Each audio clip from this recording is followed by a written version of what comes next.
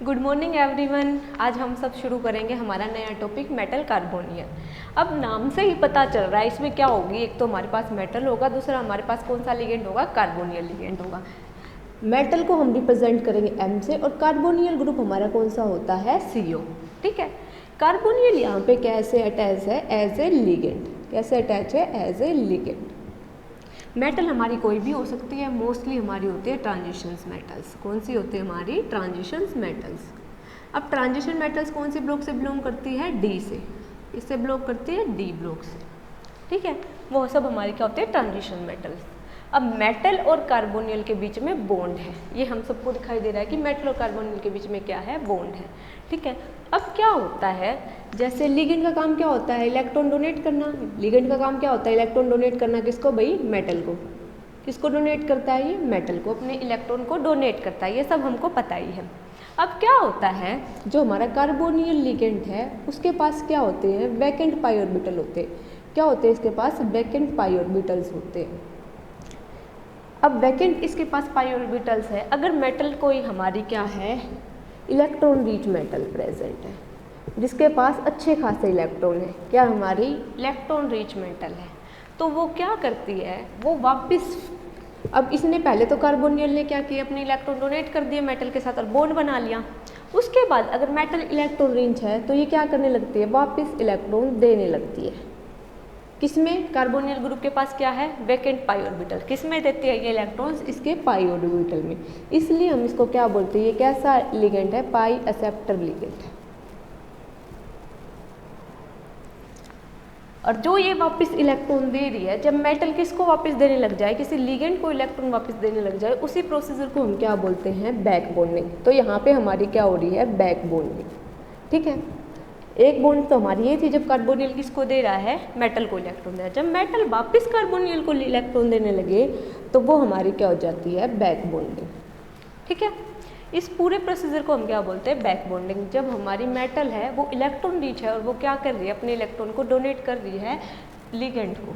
ठीक है, और लिगेंड के पास क्या है, वैकेंट ऑर्बिटल्स है। कार्बोनियल लिगेंड के पास कौन से वैकेंट ऑर्बिटल है, पाई ऑर्बिटल्स है। अब इससे क्या होता है, और अच्छे से देखते हैं हम। कार्बन हमें पता हमेशा 4 बॉन्ड बनाती है। कार्बन हमारे साथ कितने, चार बॉन्ड। एक इसने मेटल के साथ बना रखा है, 3 इसके किसके साथ है, ऑक्सीजन के साथ है। अब क्या हो रहा है, अगर मेटल इलेक्ट्रॉन रिच है तो ये इसको बॉन्ड ये इसको इलेक्ट्रॉन देना शुरू कर देती है, तो जिसके कारण मेटल और कार्बन के बीच में डबल बॉन्ड अपीयर हो जाती है और ऑक्सीजन और भी कार्बन के बीच में भी क्या हो जाती है, डबल बॉन्ड हो जाती है। अब ये क्या कह रही है, अपनी इलेक्ट्रॉन दे रही है, बैक बॉन्डिंग होगी, बैक बॉन्डिंग से होगी।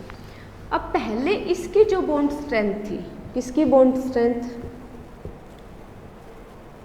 कार्बन और ऑक्सीजन की बॉन्ड स्ट्रेंथ थी, वो क्या थी, ज़्यादा थी, मोर। और लेस किसकी थी, मेटल और कार्बन की। ठीक है, और मेटल और कार्बन की क्या थी, लेस थी। अब क्या हो गया, अब दोनों की, अब मेटल की भी क्या होगी, स्ट्रॉन्ग होगी। मेटल कार्बन बॉन्ड भी क्या हो गया, स्ट्रॉन्ग हो गया। ठीक है, जिससे कार्बोनियल ग्रुप की जो स्ट्रेचिंग फ्रीक्वेंसी थी वो क्या होगी, डिक्रीज होगी। जो कार्बोनियल की स्ट्रेचिंग फ्रीक्वेंसी है वो किसके ऊपर डिपेंड करती है, वो डिपेंड करती है strength of carbon and oxygen bond. इसकी स्ट्रेंथ के ऊपर हमारी क्या डिपेंड करती थी, इसकी स्ट्रेचिंग फ्रीक्वेंसी डिपेंड करती थी।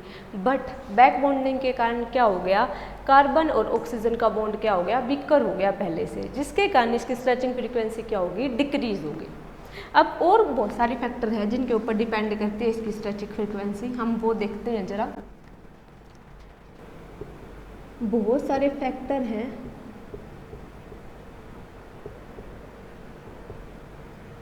जो इसकी स्ट्रेचिंग फ्रीक्वेंसी को क्या करते हैं, इफेक्ट करते हैं। सबसे पहले है कि भाई कोई चार्ज प्रेजेंट हो किसके ऊपर, मेटल के ऊपर। Charge present on metal. अब मेटल के ऊपर कैसा चार्ज प्रेजेंट है, उसके कारण क्या हो रही है, उसकी स्ट्रेचिंग फ्रीक्वेंसी के ऊपर क्या क्या इफेक्ट हो रही है। अगर मेटल के ऊपर क्या है, पॉजिटिव चार्ज है। अगर किसके ऊपर, मेटल के ऊपर क्या है हमारा, पॉजिटिव चार्ज। ये कोई मेटल थी उसके ऊपर क्या है, पॉजिटिव चार्ज, और कोई मेटल है उसके ऊपर क्या है, नेगेटिव चार्ज। पॉजिटिव चार्ज का मतलब उसने क्या कर रखे हैं, अपने इलेक्ट्रॉन डोनेट कर रखे हैं। क्या कर रखे हैं, उसने अपने इलेक्ट्रॉन डोनेट कर रखे हैं। नेगेटिव चार्ज का मतलब उसने इलेक्ट्रॉन को क्या कर रखा है, गेन कर रखा है और भी ज़्यादा इलेक्ट्रॉन्स को। अब इसने डोनेट कर रखे, क्या इलेक्ट्रॉन रिच रहेगा, तो ये इलेक्ट्रॉन रिच नहीं है, ये क्या है हमारा इलेक्ट्रॉन डेफिशिएंट। इसके पास क्या हो जाएगी, कमी हो जाएगी। और इसने इलेक्ट्रॉन और भी गेन कर लिए तो ये हमारी क्या हो जाएगी, इलेक्ट्रॉन रिच मेटल। अगर ये इलेक्ट्रॉन रिच मेटल है तो ये कार्बोनियल लिगेंड को और अच्छे से इलेक्ट्रॉन दे पाएगी, जिससे बैक बॉन्डिंग क्या हो जाएगी, हमारी ज़्यादा हो जाएगी। अगर इलेक्ट्रॉन रिच है तो बैक बॉन्डिंग हमारी क्या हो जाएगी, इंक्रीज हो जाएगी। अगर बैक बॉन्डिंग इंक्रीज हो रही है तो हमारी कौन सी बॉन्ड स्ट्रॉन्ग होगी, हमारी बैक बॉन्डिंग स्ट्रॉन्ग होगी मेटल और कार्बन के बीच की, और कम किसकी होगी, कार्बन और ऑक्सीजन के बीच की। ठीक है, ये तो हमारी इंक्रीज हो जाएगी स्ट्रेंथ, और ये हमारी क्या हो जाएगी, डिक्रीज हो जाएगी, जिसके कारण स्ट्रेचिंग फ्रीक्वेंसी भी क्या हो जाती है हमारी, डिक्रीज। स्ट्रेचिंग फ्रीक्वेंसी हमारी क्या हो जाएगी, डिक्रीज। अब करते हैं इलेक्ट्रॉन डेफिशिएंट। जब मेटल के पास इतने इलेक्ट्रॉन है ही नहीं कि वो क्या कर सके, आगे जाके फर्दर इसको डोनेट कर सके, किसको, कार्बोनियल लिगेंड के, जिसके कारण इसमें बैक बॉन्डिंग अच्छे से नहीं हो पाएगी। तो बैक बॉन्डिंग हमारी क्या हो जाएगी, डिक्रीज, और हमारी जो स्ट्रेचिंग फ्रीक्वेंसी है वो हमारी क्या हो जाएगी, इंक्रीज। अब बैक बॉन्डिंग नहीं हो रही है तो इसके कारण मेटल और कार्बन का बीच का जो बॉन्ड है वो वीकर है, और जो कार्बन और ऑक्सीजन के बीच का बॉन्ड है वो क्या है, हमारा स्ट्रोंगर है। ठीक है, जो कार्बन और ऑक्सीजन के बॉन्ड है वो हमारा क्या है, स्ट्रोंगर है। तो इससे हम बता सकते हैं कि अगर स्ट्रेचिंग फ्रीक्वेंसी का ऑर्डर आ जाए तो हम बता सकते हैं कि उस मेटल के ऊपर कैसा चार्ज है, कैसा नहीं है। अब एक ट्रेंड है जिससे कभी कभी क्वेश्चंस आ जाते हैं, देखो सबसे ज़्यादा स्ट्रेचिंग फ्रीक्वेंसी कब होगी, जब +3 है, फिर +2। अब बच्चों को क्या लगता है कि किसकी होनी चाहिए थी, +1 की, बट ऐसा नहीं होता। यहाँ पे एक एक्सेप्शनल है, किसकी ज़्यादा होती है, फ्री CO लिगेंड की ज़्यादा होती है। फिर हमारी किसकी आती है, +1 ऑक्सीडेशन स्टेट, +1 चार्ज वाले की, फिर हमारी नेगेटिव की, फिर हमारी इस तरीके से मेटल के ऊपर क्या चार्ज प्रेजेंट है।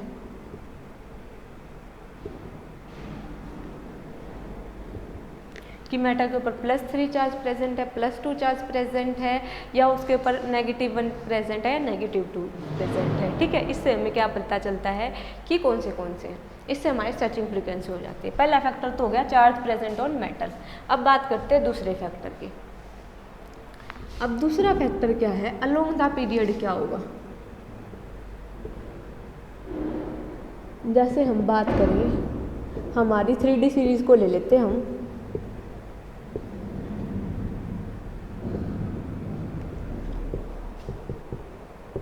अब 3D सीरीज में क्या हो रहा है, जब हम किसी भी पीरियड में क्या जाते हैं, लेफ्ट टू राइट, क्या जाते हैं हम, लेफ्ट टू राइट, तो हमारी जो इलेक्ट्रोनेगेटिव कैरेक्टर होता है, इलेक्ट्रोनेगेटिविटी होती है, वो क्या हो जाती है हमारी, इंक्रीज, जिसके कारण हमारी FeCO भी क्या होती है, स्ट्रेचिंग फ्रीक्वेंसी भी क्या हो जाती है, increase.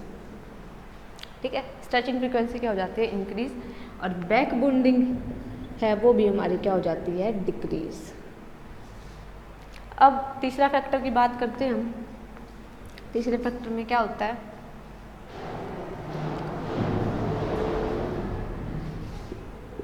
if other ligand attached to the metal, if other ligand attached to metal atom,